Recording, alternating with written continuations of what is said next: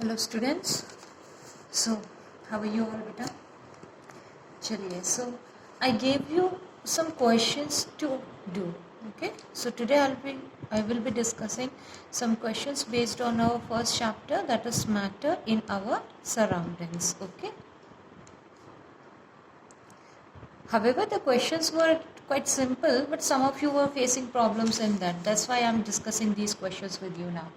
Okay, so the first question was, it was an easy question. You have to do the comparison of solid, liquid and gas. Okay, solid liquid and gas. देखो बेटा, वैसे इसको ऐसे सच explain करने की ज़रूरत नहीं है, बिकॉज ये आपसे हम डिस्कस कर चुके हैं एंड प्रॉपर नोट्स में आपके पास अवेलेबल है. ये देखिए, है ना, यहाँ पे आपने सॉलिड, लिक्विड और गैस का कंपैरेटिव पूरा का पूरा पार्ट आपने इसमें लिखा हुआ है. Okay, so the just these points, long answer question है तो according to that just you can write 5 points, है ना. 5 पॉइंट आप इसमें से लिख के सॉलिड, लिक्विड, गैस के बीच में कंपैरिजन शो कर सकते हैं. जैसे कि सपोज सॉलिड है तो सॉलिड का फिक्स शेप, डेफिनेट और फिक्स वॉल्यूम होता है. ठीक है, in liquid fixed volume but no definite shape, यानी वॉल्यूम फिक्स है पर उसकी शेप फिक्स नहीं है, क्योंकि लिक्विड्स ऐसे होते हैं which take the shape of the container. और गैस में नाइदर फिक्स शेप है ना ही उसकी वॉल्यूम फिक्स रहती, क्योंकि वो भी किसकी वॉल्यूम लेता है, कंटेनर की वॉल्यूम ले लेते हैं गैसेस भी. सॉलिड्स की डेंसिटी हाई होती है, लिक्विड की डेंसिटी हाई तो है but come less than solid हो जाती है. गैसेस की भी काफ़ी लो डेंसिटी रह जाती है. देन एक्सपैंड करते हैं सॉलिड्स, लिक्विड भी एक्सपैंड करते हैं. ठीक है, और गैसेस तो बहुत ज़्यादा एक्सपैंड करते हैं. ठीक है, ये चीज़ें हैं इसमें. फिर सॉलिड्स फ्लो नहीं करते हैं, लिक्विड्स फ्लो करते हैं, फ्लूइड होते हैं, गैसेस भी फ्लो करते हैं. ठीक, सॉलिड्स के बीच में जो इंटरमोलिकुलर फोर्सेस है वो बहुत ही स्ट्रॉन्ग होती हैं, पार्टिकल्स क्लोजली पैक्ड होते हैं. लिक्विड में इंटरमोलिकुलर फोर्सेस स्ट्रॉन्ग तो हैं लेकिन उतनी नहीं जितनी कि सॉलिड्स की थी, और गैसेस के केस में इंटरमोलिकुलर फोर्सेस काफ़ी वीक है. ठीक है, तो फर्स्ट क्वेश्चन आपका जो था उसका आंसर आप यहाँ से लिख सकते हैं अपने नोटबुक में. You can right any 5 point out of these. ठीक है, कोई भी 5 पॉइंट आप यहाँ से लिख लीजिए. ओके बेटा, ठीक है. So first question is done. Okay, so इसके बाद में नेक्स्ट क्वेश्चन था, how many types of matter can be classified. ठीक है, मतलब मैटर किस तरीके से. सेकेंड क्वेश्चन था, हाउ मेनी, या एक तरीके से in how many ways matter can be classified. ये क्वेश्चन इस तरीके से हो सकता था. तो देखो, मैंने जब आपको ये चैप्टर पढ़ाया था तो यहाँ पे डिस्कस किया था, है ना. ये देखिए, ठीक है, एक तो होती है फिजिकल क्लासिफिकेशन और एक होती है केमिकल क्लासिफिकेशन. यहाँ पे चलो मैं दोबारा समझा देती हूँ ये वाला पार्ट आपको, तो देख लीजिए बेटा. सी, इसको आप प्रॉपरली कैसे राइट करेंगे, देखिए यहाँ से आप लिख लीजिएगा खुद कि matter can be classified in 2 ways. Write कर लीजिएगा आप इसको यहीं से. Matter can be classified in 2 ways. First is physical based on the physical state of matter. Based on physical, ये ऐड कर लीजिएगा आप में. First is based on the physical state of matter, and according to this the matter is of 3 types. Basically 3 types ही होती हैं उसकी. ठीक है, कौन कौन सी बेटा, सॉलिड, लिक्विड एंड गैस. ये स्टेट के बेसिस पे, जैसे सॉलिड किस स्टेट में एग्जिस्ट करता है, लिक्विड, गैस, पार्टिकल्स का अरेंजमेंट कैसा है. ठीक है, तो एक तो ये हो गया. इसके बाद 2 और आई थी आपकी, बता चुकी मैं, BEC, Bose-Einstein condensate and plasma.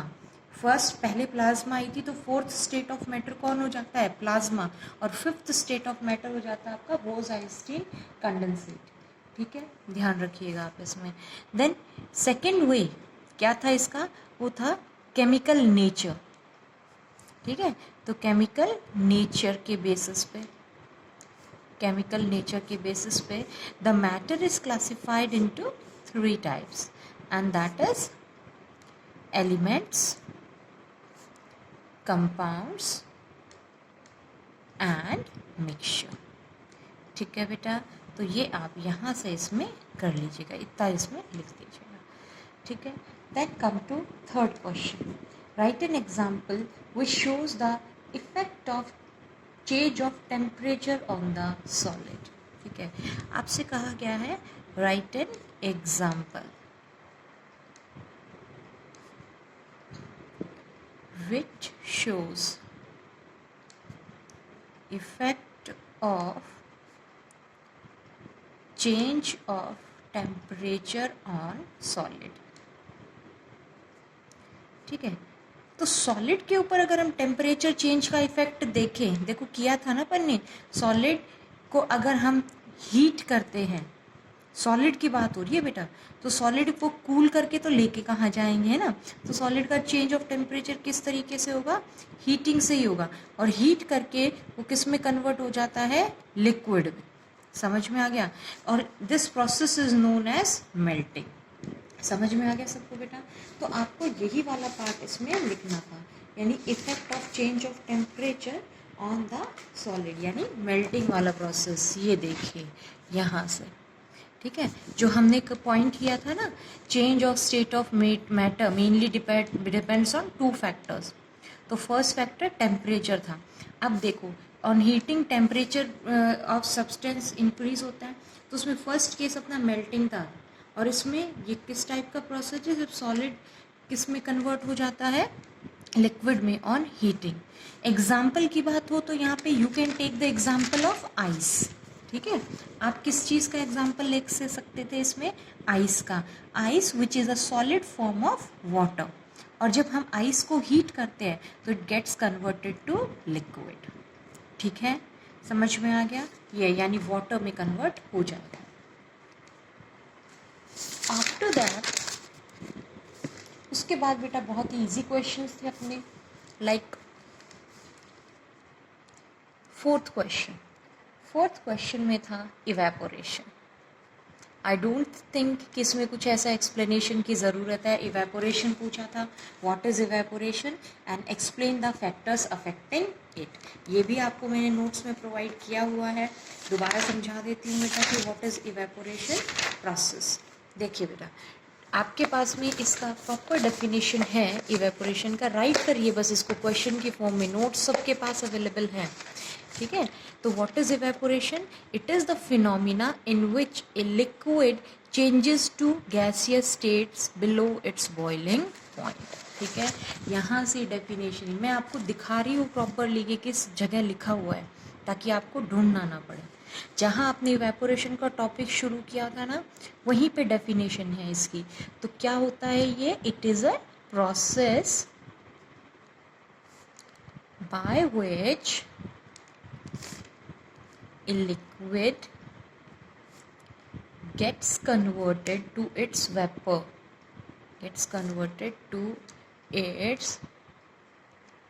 vapors। And important point क्या ऐड करना है कि जो कन्वर्शन होता है वो किस पे होता है, बिलो द बॉइलिंग पॉइंट। मतलब वो लिक्विड बॉईल नहीं करता है, बॉइलिंग इज डिफरेंट थिंग। वो बिना बॉईल करे ही किस में कन्वर्ट हो जाता है, गैसियस स्टेट में। Why, because this is a surface phenomena. ये सरफेस के कांटेक्ट में आने की वजह से होता है, सरफेस फिनोमिना। ठीक है बेटा, फिर इसी में आपसे पूछे थे द फैक्टर्स अफेक्टिंग, इसी पार्ट में पूछा था फैक्टर्स अफेक्टिंग। ठीक है, factors affecting the evaporation.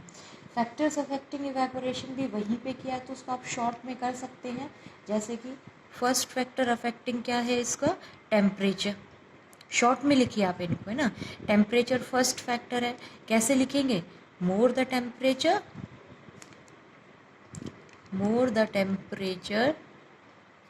more is the rate of evaporation, more is the rate of evaporation। ठीक है, इस तरीके से लिखिए बस आप। फिर सेकंड फैक्टर इसमें आप लिख सकते हैं सरफेस एरिया। आपको समझाए हुए सारे वहीं पे हैं नोट्स में, बस शॉर्ट में आंसर के तरीके से लिखते जाना है इसमें आप लोग। सरफेस एरिया कैसे इफेक्ट करता है इवेपोरेशन को, देखिए more the surface area, more the surface area more is the rate of evaporation. जितना ज़्यादा सरफेस एरिया होगा उतना ही ज़्यादा रेट ऑफ इवेपोरेशन होगा। समझा रखा है बेटा, है ना। देन थर्ड फैक्टर अफेक्टिंग इसमें क्या हो जाता है, ह्यूमिडिटी। ह्यूमिडिटी क्या होती है, जो वाटर वेपर्स प्रेजेंट है एटमॉस्फेयर में, ठीक है। So how does humidity effect the rate of evaporation, see if humidity is more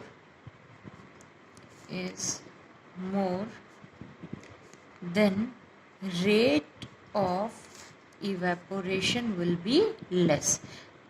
Rate of evaporation will be less. ऐसा क्यों होता है बेटा, देखो अगर ऑलरेडी हमारे एटमॉस्फेयर में ह्यूमिडिटी है, मतलब वाटर वेपर ऑलरेडी वहाँ है, तो और जाना मुश्किल हो जाता है, ठीक है। समझ में आ गया। फिर नेक्स्ट फैक्टर है इसमें विंड स्पीड, उसके बारे में आप बता सकते हैं। विंड स्पीड में क्या लिखेंगे, जितना ज़्यादा विंड स्पीड होगा, यानी if the rate of wind speed increases rate of evaporation also increases. तो ये भी लिख दीजिएगा आप इसमें, if rate of wind speed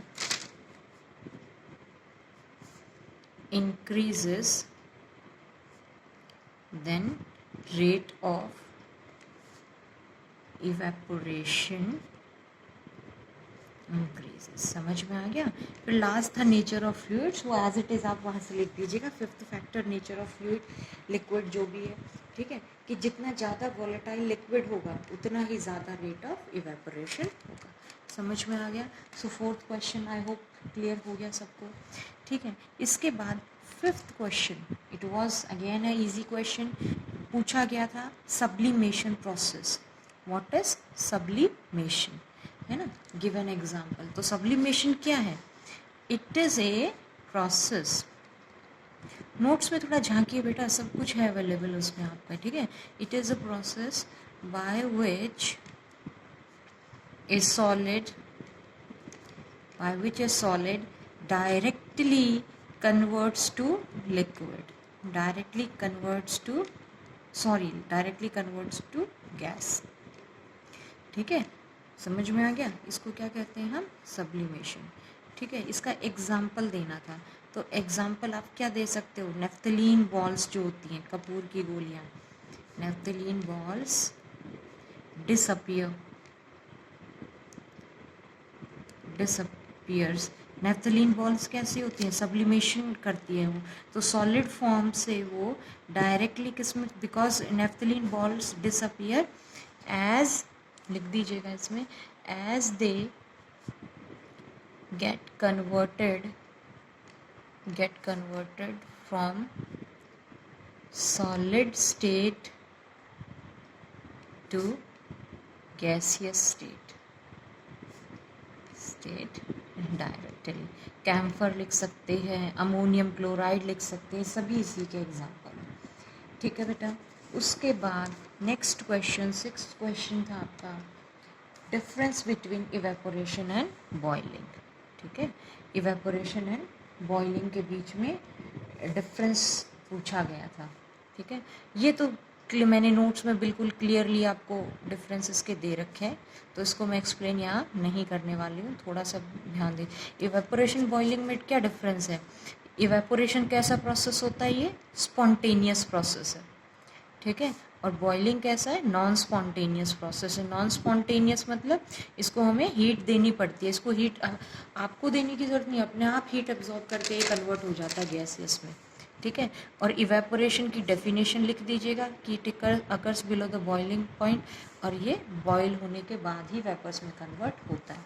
notes में अवेलेबल है बेटा ये भी, बिल्कुल, ठीक है। इसके बाद सेवेंथ क्वेश्चन में भी आपसे इवेपोरेशन के बारे में ही पूछा था, ठीक है, वो कर लेंगे आप लोग। एट्थ क्वेश्चन आ जाइए फिर। 8th क्वेश्चन में पूछा हुआ है बेटा, एक्सप्लेन द टर्म्स। कौन कौन से टर्म एक्सप्लेन करने हैं? एक तो प्लाज्मा और एक दूसरा है बोस-आइंस्टीन कंडेंसेट। ठीक है, इन दोनों को ही एक्सप्लेन करना था आपको।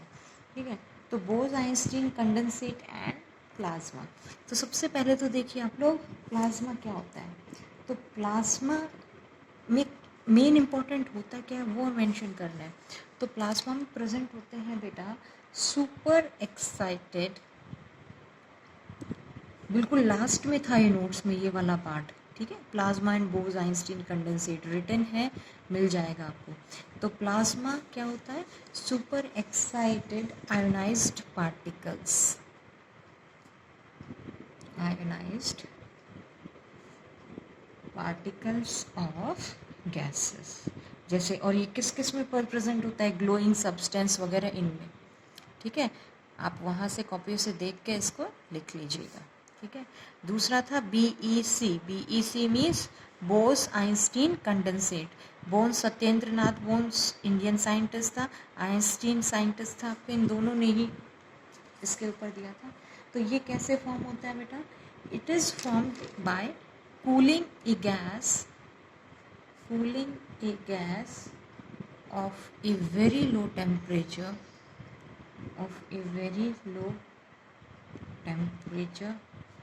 बहुत कम से उसको सुपर लो पे कर देना है, यानी बहुत ज़्यादा, to super low.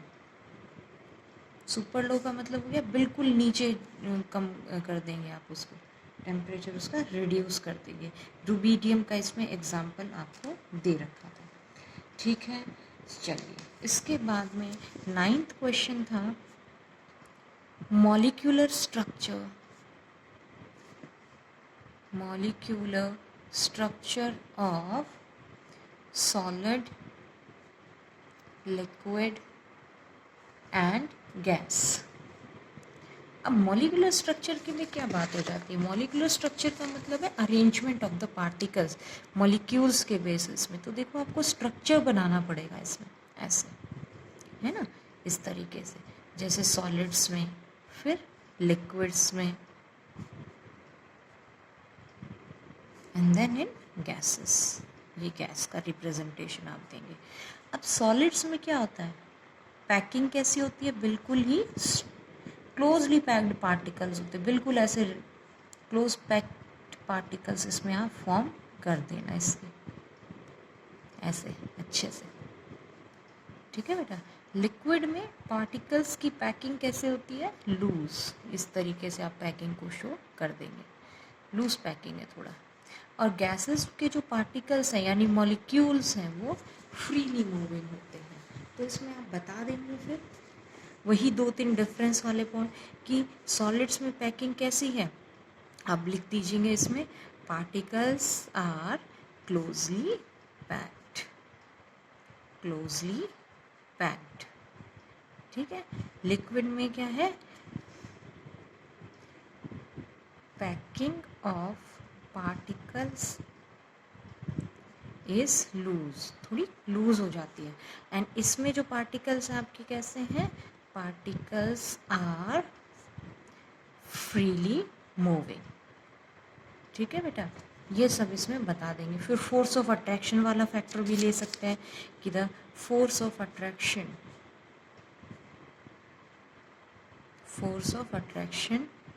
between the particles is strong। Particles के बीच के फोर्स ऑफ अट्रैक्शन कैसा है? स्ट्रॉन्ग। इसका कैसा है? फोर्स ऑफ अट्रैक्शन थोड़ा वीक हो जाता है। ठीक है, एज कंपेयर टू सॉलिड, और इसमें बिल्कुल ही वीक हो जाएगा। ठीक है, समझ में आ गया? ये था आपका 9th क्वेश्चन। देन डिफ्यूजन, बिल्कुल एग्जैक्टली नोट्स में गिवन है इसकी डेफिनेशन। इसमें कोई प्रॉब्लम आपको नहीं आनी चाहिए कि व्हाट इज़ डिफ्यूजन। तो डिफ्यूजन क्या होता है बेटा? Diffusion is the intermixing of the particles of two substances। ठीक है, of two सब्सटेंसेस। जैसे मैंने बताया था ना कि अगर नोट्स में से आप इसका एक एग्जांपल उठा लेना कोई भी, देखो मैं आपको दिखा देती हूँ डिफ्यूजन का एग्जांपल आप कहाँ से उठाएंगे।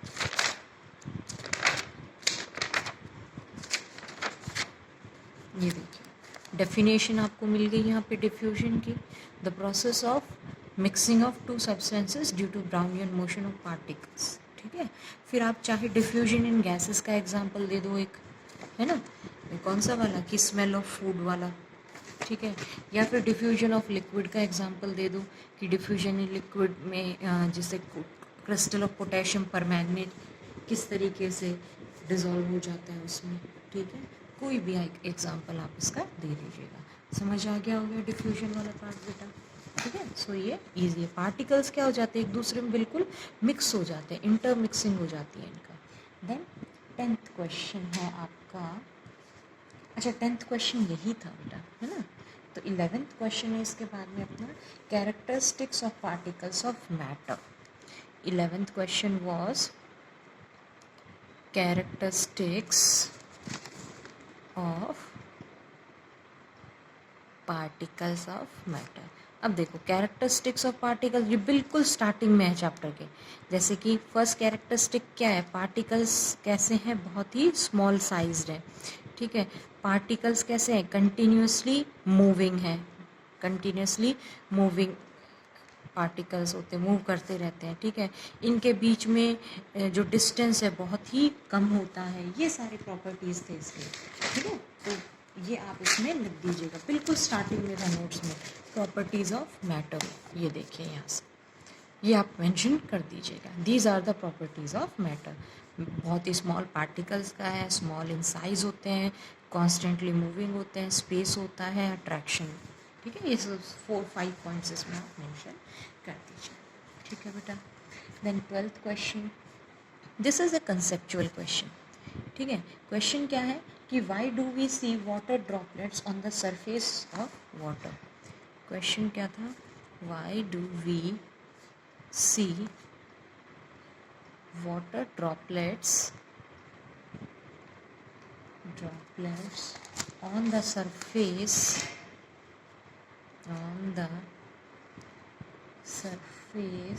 of a glass containing ice cold water। Question क्या है कि हम लोग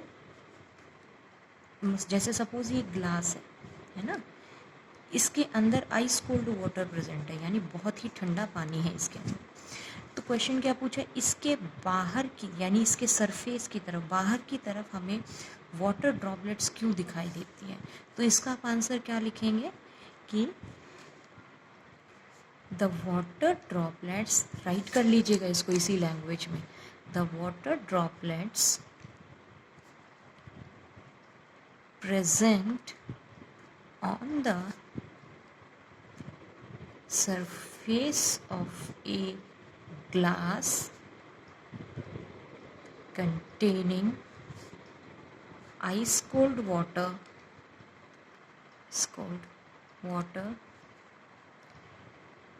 comes from atmosphere। कहाँ से आती हैं वो, एटमोसफियर से आते हैं वो। ठीक है, द वाटर वेपर प्रेजेंट, देखो एटमोसफियर में वाटर वेपर्स प्रेजेंट है ना हमारे, तो the water vapours present in atmosphere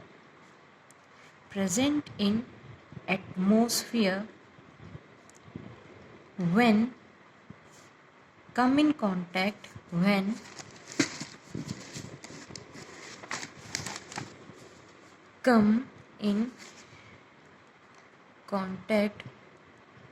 with the cold surface of glass, they get condensed। वो क्या हो जाते हैं, कंडेंस हो जाते हैं। देखो जब वो वाटर वेपर प्रेजेंट है एटमोसफियर में तो गैसियस स्टेट में है, लेकिन जब वो किसके कांटेक्ट में आते हैं, ग्लास के, जो कि बिल्कुल चिल्ड है। ठीक है, तो क्या हो जाते हैं बेटा, कंडेंस हो जाते हैं, और कंडेंस होने की वजह से they convert they convert to liquid. वो किस में कन्वर्ट हो जाते हैं बेटा? लिक्विड स्टेट में कन्वर्ट हो जाते हैं। ठीक है, समझ आ गया होगा। ठीक है, तो ये पार्ट आप इसमें से लिख दीजिएगा। ठीक है, चलो देन 13th क्वेश्चन था, एक्टिविटी देनी है बेटा आपको। एक्टिविटी देनी है कि पार्टिकल्स आर वेरी स्मॉल, है ना, कि पार्टिकल्स वेरी स्मॉल होते हैं इसके। तो वो देखो मैंने आपको बिल्कुल स्टार्टिंग में एक्सप्लेन की थी, ये वाली। एक तो ये डायग्राम बना देना इसमें आप, ये वाला प्लीज़, इसका आप स्क्रीनशॉट लेके या कैसे भी करके, ये वाला matter is made up of very small particles. तो देखो पोटेशियम पर मैग्नीट को जब हम ऐड कर रहे थे 100 ml ऑफ वाटर में, अपनी एनसीईआरटी में भी गिवन है ना, वहाँ से देख लीजिएगा अगर आपके पास अवेलेबल हो। ठीक है, तो बहुत ही स्मॉल पार्टिकल्स के बने हुए होते हैं। ठीक है, और फिर इसका हम कुछ अमाउंट लेते हैं तो नेक्स्ट में डालेंगे फिर उसे, यानी पार्टिकल्स इतने छोटे होते हैं कि डाइल्यूट करने पर एक दूसरे में ट्रांसफ़र होते रहते हैं। ठीक है, जैसे कि इसका कलर कैसा हो जाता है? पर्पल कलर हो जाता है। ठीक है, फिर इसका 10 ml लिया, बाकी 90 ml में डाला तो थोड़ा सा कलर लाइट हो जाएगा। फिर लेकिन कलर परसिस्ट करता है आपका, गायब नहीं होता। ठीक है, तो ये वाली एक्टिविटी शो कर रही थी आपकी। और वैसे आप एनसीईआरटी में बिल्कुल स्टार्टिंग में ही आप देखेंगे तो एक्टिविटी वहाँ पे गिवन है। प्लीज़ बेटा, मैंने लिंक भी सेंड किया हुआ था, मैं दोबारा सेंड कर दूँगी उसका, वहाँ से आप ये देख लीजिएगा। ओके, चलो इसके बाद आइए आप देखें, नेक्स्ट क्वेश्चन था इसमें अपना, फिर इसी का सेकंड पार्ट है अमोनियम क्लोराइड सबलाइंस वाला। एक्टिविटी बताइए अमोनियम क्लोराइड। तो उसमें क्या है, इसमें भी आप ये वाली एक्टिविटी दे सकते हैं कि अमोनियम, देखो सबसे पहली बात तो इसमें आपको ये ध्यान रखनी है कि जो ये अपना अमोनियम क्लोराइड है ना, ये सब्लिमेशन करता है। ठीक है, सब्लिमेशन करता है, इसका भी मैं आपको स्क्रीनशॉट दे दूँगी। ठीक है बेटा, ये सब्लिमेशन करता है। और अगर हमने लिया तो अगर हम इसको हीट करते हैं, ठीक है, तो एक किस में कन्वर्ट हो जाता है आपका, वेपर में हुआ, डायरेक्ट सॉलिड से किस में, वेपर में। और अपन ने यहाँ कॉटन प्लग लगा रखा है तो बाहर तो जाएंगे नहीं, सरफेस पे जाके कुछ देर बाद वो यहीं पे कंडेंस हो जाएंगे। ठीक है, यानी सब्लिमेशन होता है सॉलिड से वो डायरेक्टली गैस। ये एक्टिविटी का भी मैं आपको स्क्रीनशॉट देके भेज दूंगी बेटा, प्रॉपरली इसको उसी वे में आप उसी लैंग्वेज में लिख लेना। ठीक है, चलो अब आइए फिर अगला क्वेश्चन तो बड़ा ईजी है। 14th question, what is matter, right the state of matter in which water exist. तो इसमें आपको मैटर की डेफिनेशन देनी है। मैटर की डेफिनेशन क्या है? Anything which has mass and occupies space, वही क्या होता है? मैटर। ठीक है, और वाटर की आपको तीनों स्टेट लिखनी है। तो वाटर की तीनों स्टेट क्या है? एक तो अगर सॉलिड स्टेट में किस फॉर्म में एग्जिस्ट करता है वो, आइस में। लिक्विड में किस तरीके से स्टेट करता है वो, वाटर जिसको अपन कहते हैं। ठीक है, और गैसियस स्टेट में वाटर वेपर्स, ये 3 स्टेट होती हैं, ये बतानी थी इसमें आपको। 15th क्वेश्चन था, फिर इसमें टेम्परेचर कन्वर्ट करना है आपको। 375 केल्विन को कन्वर्ट करना है डिग्री टेम्परेचर में। तो देखो अपने पास फॉर्मूला क्या यूज़ करते हैं अपन कि kelvin is equal two degree temperature plus 273, पर इसमें आपको केल्विन तो दे ही रखा है, यानी 375 है, डिग्री टेम्परेचर निकालना है प्लस 273। तो डिग्री टेम्परेचर कितना हो जाएगा आपका? 375 माइनस 273। आंसर निकाल लेना आप लोग, समझ गए? ठीक है, मतलब 375 में से भाई इसको माइनस कर दो, 5 में से 3 गया 2 एंड 7 0 1 102 डिग्री। ठीक है, समझ गए? फिर इसी में बी पार्ट था आपका 27 डिग्री सेल्सियस को किस में कन्वर्ट करना है? केल्विन में। फॉर्मूला वही है अपना, kelvin is equal two degree temperature plus 273। तो 27 है डिग्री टेम्परेचर प्लस 273, तो कितना हो जाएगा ये? 300 है ना, ये 300 केल्विन हो जाएगा। ठीक है, चलो उसके बाद इसमें सी पार्ट आपको दिया हुआ था कि 1.01 इंटू 10⁵ पास्कल को पी ए किस, ये क्या है, पास्कल है, इसको कन्वर्ट करना है एटीएम में। देखो ये पास्कल और एटमॉस्फेयर दोनों ही किसकी यूनिट्स होती हैं, प्रेशर की यूनिट्स हैं ये, ठीक है। तो कन्वर्शन इसमें ऐसा कुछ नहीं है, ये वही होता है, यानी हिंट में दिया भी हुआ था कि 1 atmosphere is equal to 1.01 into 10⁵ pascal, इसको एज इट इज लिखते हैं, ठीक है। और लास्ट में फिर डेफिनेशंस पूछी हुई थी बेटा, प्रेशर की डेफिनेशन लिख दोगे आप लोग। प्रेशर क्या होता है, लोअर क्लासेस में पढ़ा होगा ना आपने, फोर्स अपॉन एरिया। तो क्या हो गया pressure, it is the force applied per unit area. इसकी यूनिट क्या है, प्रेशर की एसआई यूनिट क्या है, पास्कल, ठीक है। फिर डेंसिटी की डेफिनेशन मैंने दे रखी है आप लोगों को, वॉल्यूम की डेंसिटी डेफिनेशन भी दे रखी है, काइनेटिक एनर्जी की भी दे रखी है, फिर भी नहीं पता है तो भी आपको सेंड कर दूँगी, ठीक है। तो ये सारे लॉन्ग आंसर क्वेश्चंस मैं डिस्कस कर चुकी हूँ आपके साथ। फिर भी किसी पर्टिकुलर क्वेश्चन में आपको प्रॉब्लम है तो आप मुझसे पूछ लेना, ठीक है, और इनको सभी आप सॉल्व कर लेना अपने नोटबुक में, ओके बेटा।